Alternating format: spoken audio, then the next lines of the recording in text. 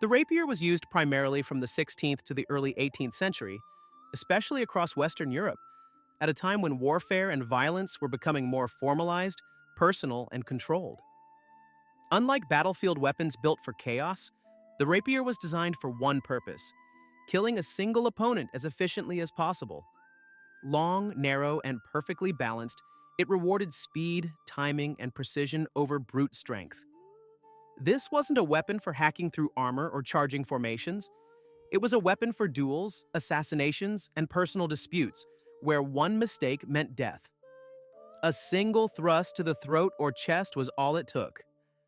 The rapier turned violence into something calculated and deliberate, where skill mattered more than power. It didn't dominate wars, but in the moments it was used, it was absolutely lethal.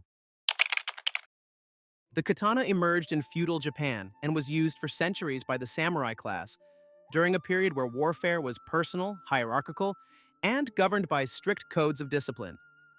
Unlike many European blades, the katana was designed for fast, decisive cuts, often intended to kill with a single strike.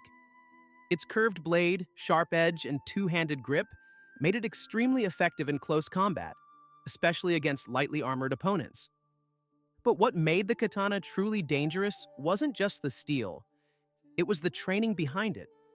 Samurai spent years mastering timing, posture, and control, turning the weapon into an extension of the body. This wasn't a battlefield clearing weapon, it was a precision tool used in skirmishes, duels, and executions. In the right hands, the katana was brutally efficient, rewarding discipline and punishing hesitation instantly.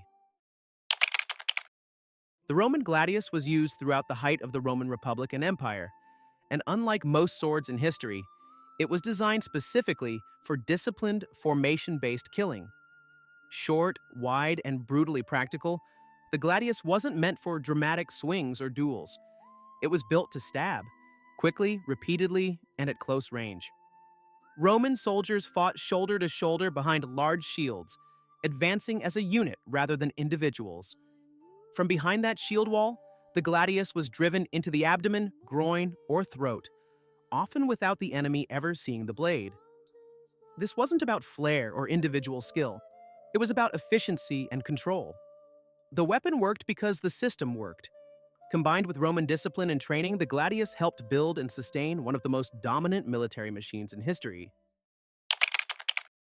Siege engines like the ballista were used extensively in the ancient and medieval world, particularly by the Greeks, Romans, and later European armies, during a time when wars were often decided not in open fields, but at fortified cities. While many people think of siege weapons as crude tools of destruction, the ballista was anything but. It was essentially a giant mechanical crossbow, capable of firing bolts with surprising accuracy at specific targets. These weapons were used to pick off defenders on walls, kill officers, smash gates, and break morale long before an army ever breached a city. That precision is why they belong on this list. They didn't level cities. They dismantled defenses piece by piece.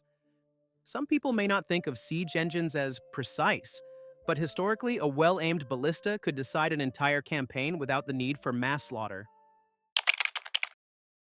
The crossbow became widespread in medieval Europe during a time when warfare was still dominated by heavily armored elites and rigid social hierarchies. What made the crossbow so dangerous wasn't just its power, it was who could use it. Unlike longbows, which required years of training, the crossbow could be learned quickly, allowing ordinary soldiers to kill knights who had spent a lifetime preparing for war. Its mechanical design stored energy before the shot, meaning strength and skill mattered far less than aim and timing. A well-placed bolt could punch through armor, shields, and chainmail with brutal efficiency. This shifted the balance of power on the battlefield almost overnight. The crossbow didn't just change tactics, it undermined the idea that elite warriors were untouchable. Precision was no longer exclusive, and that made it one of the most disruptive weapons of its time. The longbow reached its peak in medieval England and Wales, during a period when battles were still decided by formations, armor, and discipline. Unlike the crossbow, the longbow demanded years of physical training and constant practice. Archers had to build the strength to draw it and the accuracy to use it under pressure. But when those conditions were met, The results were devastating. A skilled longbowman could fire rapidly and accurately at long range, sending volleys of arrows capable of piercing armor and cutting down advancing troops before they ever reached the enemy line.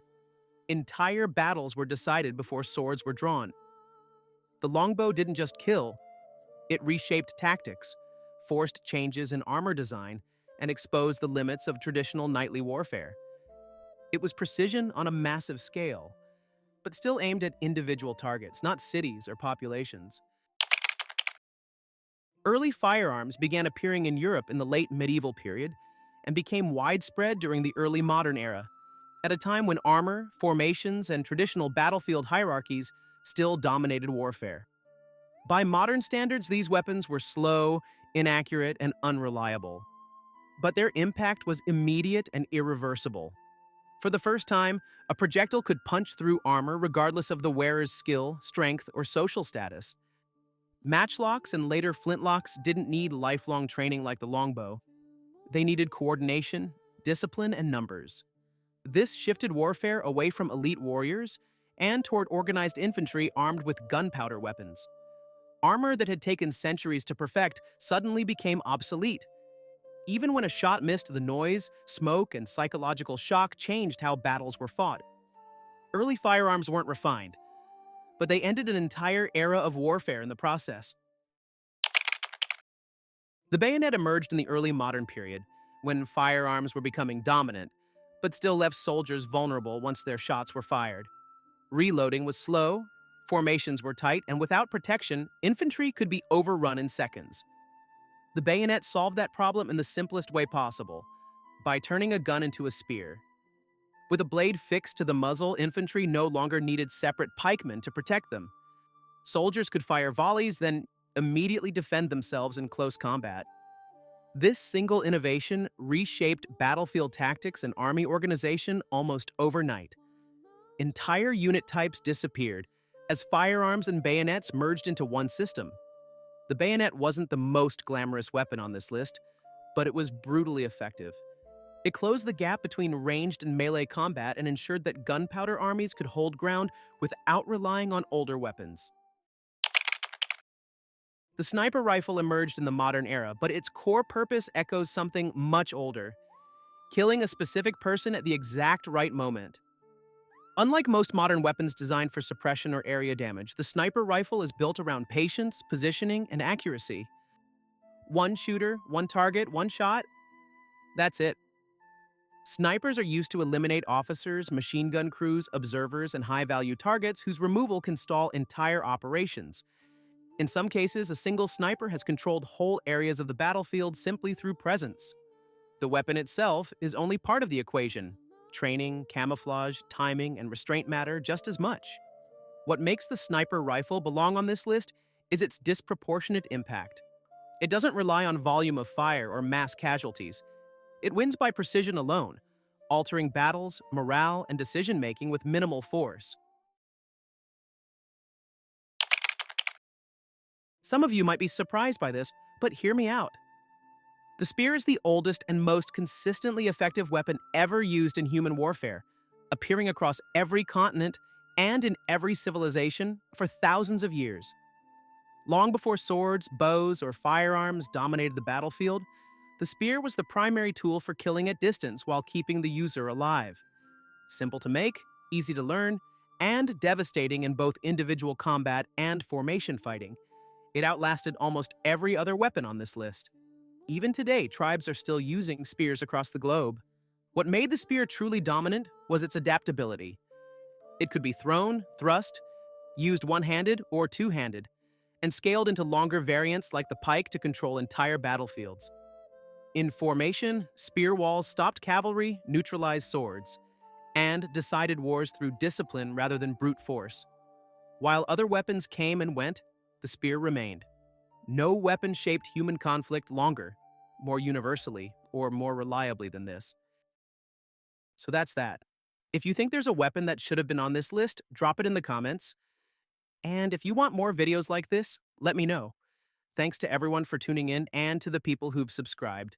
It means a lot. I'll see you guys in the next one.